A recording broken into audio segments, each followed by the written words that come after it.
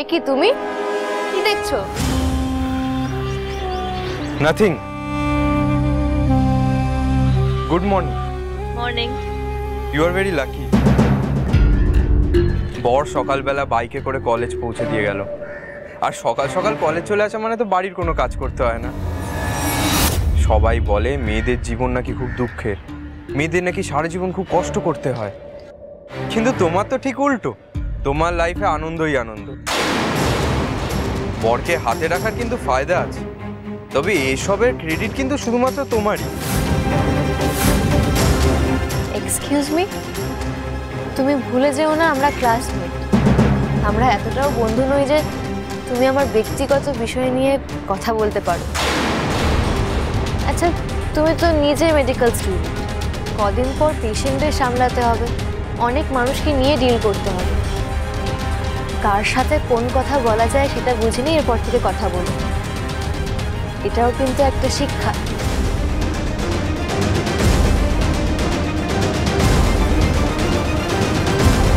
রানী,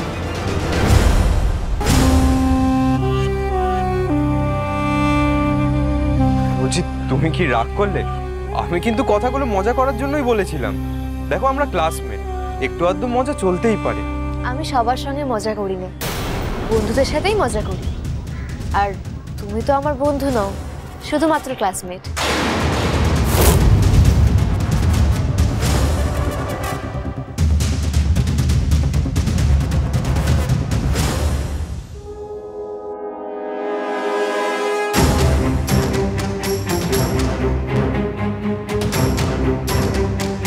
তোমার এই দিমাগ যদি আমি ভাঙতে না পেরেছি তাহলে আমার নামও ধ্রুব নয়। আমি দিদিভাইকে কথা দিয়েছি, তোমার এই অত্যাধিক আত্মবিশ্বাস আমি ভাঙবই ভাঙব। ম্যাম, আমি এগ্রিমেন্টটা খুব ভালো করে পড়েছি। কোনোভাবেই 1 বছরের আগে ডক্টর দুর্জয় সেনগুপ্ত এই নার্সিংহোম ছেড়ে যেতে পারবে না, অন্য কোথাও চাকরিও করতে পারবে না। যদি জোর করে ডক্টর সেনগুপ্ত ছেড়ে যেতে চান তাহলে এই নার্সিংহোমকে ওনাকে high amount of monetary compensation pay করতে হবে। সেটা ওনার পক্ষে খুব টাফ। তবে হ্যাঁ, 2024 ডিসেম্বরের পর ডক্টর সেনগুপ্ত যদি চান উনি ইচ্ছে মতো অন্য কোনো নার্সিংহোমে চাকরি করতে পারেন।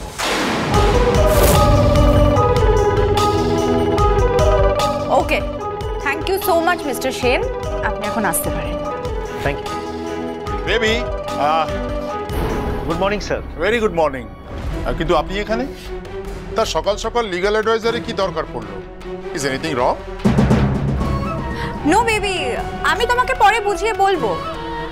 আপনাকে যেভাবে ফাইলটা রেডি করে দিতে বললাম আপনি সেইভাবে আমাকে রেডি করে দিয়ে দেবেন। Sure ma'am. কোনো সমস্যা হয়েছে বেবি? কোনো সমস্যা হয়নি, nothing is wrong, everything is absolutely fine. আসলে কি বলতো, আমাদের কয়েকজন পেশেন্টের কেসগুলো আটকে আছে, সেগুলো খুব শিগগিরই কোর্টে উঠবে, বুঝেছো তো? সেই বিষয়ে ওনার সঙ্গে একটু দরকারি আলোচনা ছিল। You don't have to worry about anything. Not at all. তুমি আছো, এইসব নিয়ে আমি একেবারেই ভাবি না। আর আমি তো জানি তুমি কাজ নিয়ে কতটা সিরিয়াস অ্যান্ড রেসপন্সিবল।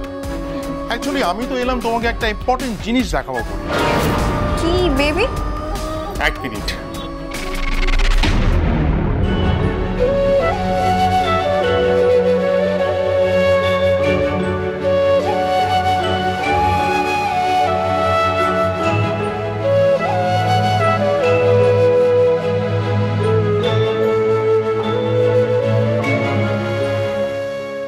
তুই চোখে ভিড় করে থাক, খোলা স্বপ্নরা হাত ছুঁয়ে থাক, ঘর পাক ভোলা যত্নরা এই পৃথিবীর যত রং সব মাখবো মনে।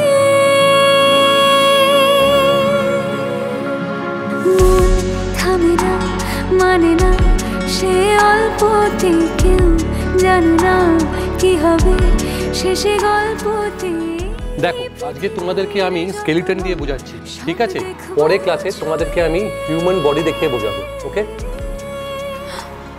এই বুঝলি, পরের দিন রিয়েল ডেড বডি। নিজেদের মধ্যে কথা বন্ধ করো, এদিকে দেখো। আচ্ছা দেখো, হিউম্যান বডির এই পোর্শনটা খুব ভালো করে লক্ষ্য করো। এটাকে হার্ট বলে। ওকে, তোমাদের রানী, তোমাদের রানী, তোমাদের রানী, তোমাদের রানী।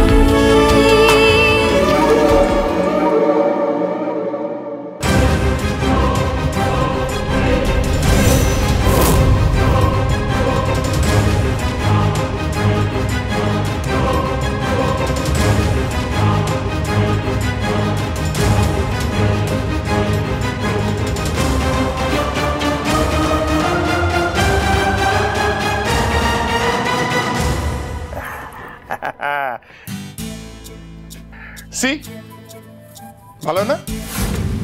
বিয়ের কার্ড? হ্যাঁ, কি হবে? বিয়ে হবে তোমার আমার।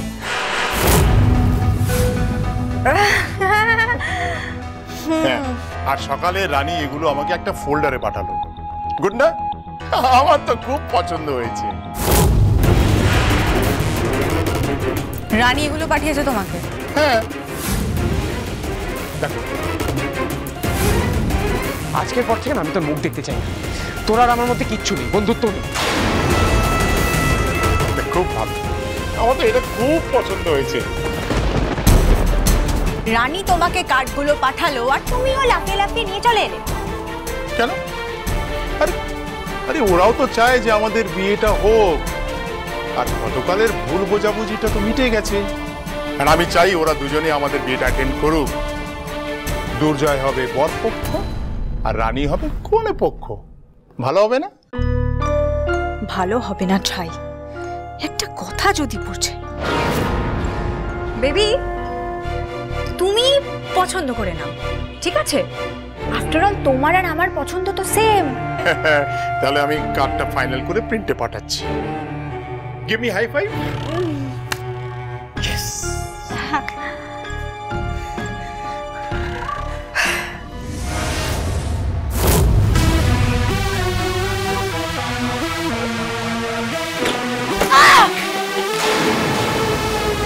রানী, তুমি আমাকে আমার ধৈর্যর শেষ সীমায় পৌঁছে দিয়েছো।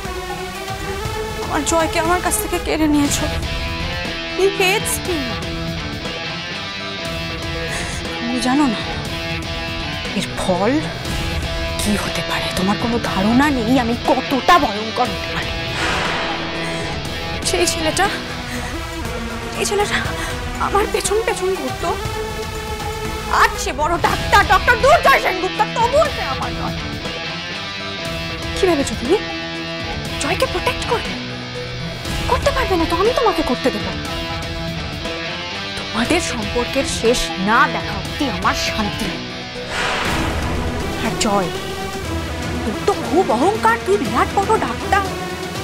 এবার দেখ, তোর নামের পাশ থেকে ডাক্তার শব্দটাই আমি মুছে দেব।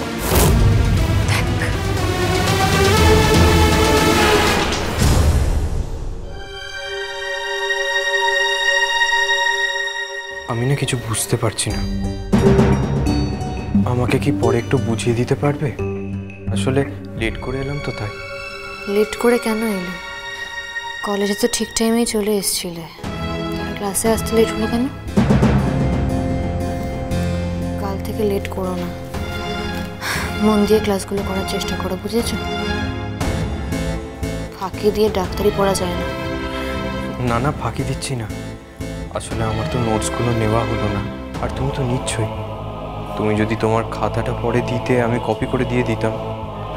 দেখো, ক্লাসমেট হিসেবে এইটুকুনি হেল্প এক্সপেক্ট করতেই পারি, তাই না?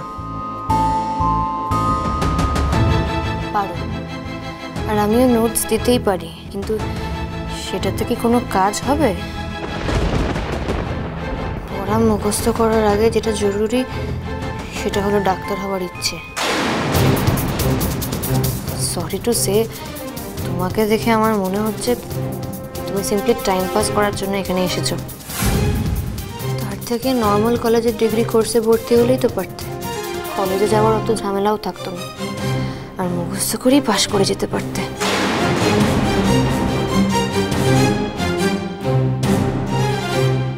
ডাক্তার তো শুধু নোটস পড়ে হওয়া যায় না, ডাক্তারকে পেশেন্টকে দেখে তার রোগ আইডেন্টিফাই করতে হয়। আর তার জন্য হিউম্যান বডি কিভাবে ফাংশন করে সেটা জানতে হয়। সেটা খুব কঠিন। একজন ডক্টরের একটা ভুলের জন্য রোগীর জীবন চলে যেতে পারে। উফ, এ তো পুরো জ্ঞানের জমি খুলে বসেছে। মানুষের শরীর খারাপ হলে সবার আগে সে ডাক্তারের কাছে যায়, আর ডাক্তার যদি নিজেই গোজামিলটা বা কাজ শেখে তাহলে তো মুশকিল। এনিওয়েজ, তোমার কোন নোটসটা লাগবে বলো, আমি দিয়ে দেবো।